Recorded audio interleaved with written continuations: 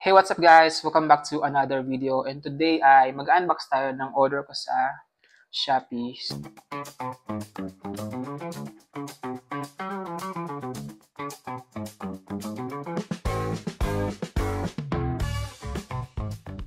So, yes guys, nag-order ako ng second-hand smartphone which is an old model ng Huawei.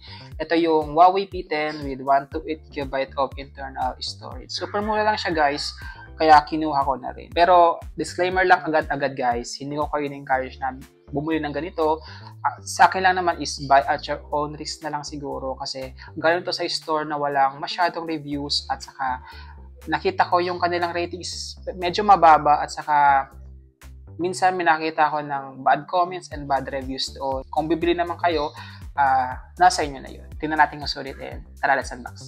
So actually guys, dumating siya after mga 10 days. So, pang 11 days ngayon kasi na-receive ko ngayon. Medyo matagal kasi galing overseas.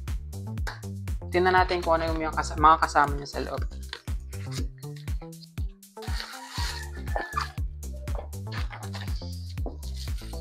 So, meron siyang kasamang cord. Ayan, ito. Tingnan natin.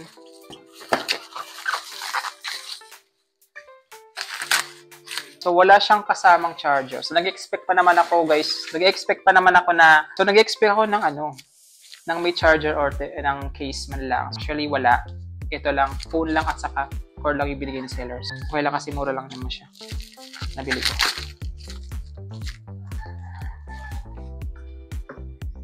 Dito tayo sa phone. So, Huawei P10 in color pink. Ito siya, guys. Pink ba dyan sa ano? Ito lang. Gold pala. Sorry, gold pala siya or gold.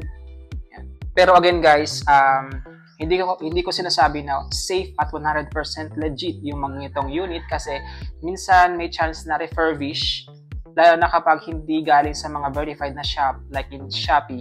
Pero hindi ko naman rin na lahat. Baka meron pang mga hindi verified like in Shopee na nagbebenta ng mga unit na okay. So, mga goods or hindi refurbish. Pero hindi ko nilalahat guys. So, yan. So, setup ko muna to guys and balikan ko kayo. Okay guys, setup ko na siya and so far naman gumagana and smooth pa pero syempre dated na yung kanyang specs like yung kanyang chipset which is the Kirin 960. So, medyo may pagkabagalan na yung kanyang performance ngayong 2025. Pero guys, again, first impression pa lang to, wala pang full review. Gagawin ko na lang to ng full review after a few days to test out its camera, performance, and battery. Tingnan natin if it still holds up this 2025. Tingnan natin kung sulit pa ba siya or sayang lang yung pera natin dito. Bali pala guys, meron akong biniling case pala dito bago ko makalimutan. From Lazada naman to. Actually, na-unbox ko na siya. Ito siya. So, ito siya guys. Matte black with gold edges. Yan. In fairness, para siyang premium yung dating niya. Try natin ilagay yung phone. Oh my! Natatanggal pala siya guys. Ito.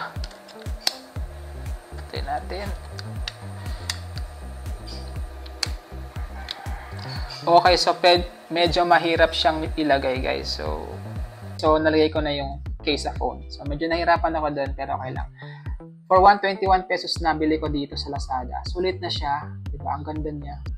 Very simple lang, pero klase yung dating niya. For information pala guys, itong phone na to is flagship pala to ni Huawei sa mga P series way back 2017. Hindi ako nagkamali. 2017. Kaya, ngayon 2025 is mura na lang siyang bilhin sa mga online like Shopee and Lazada. Ilalagay ko na lang sa description yung shop link kung saan ako bumili nito. Pero guys, again, medyo shady or base seller sila. Mga overseas, ganun.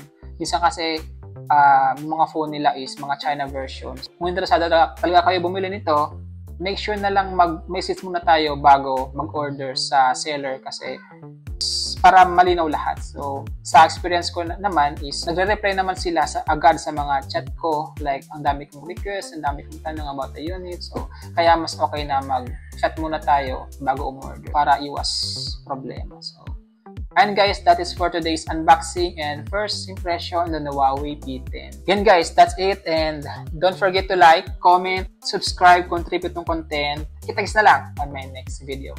Bye guys!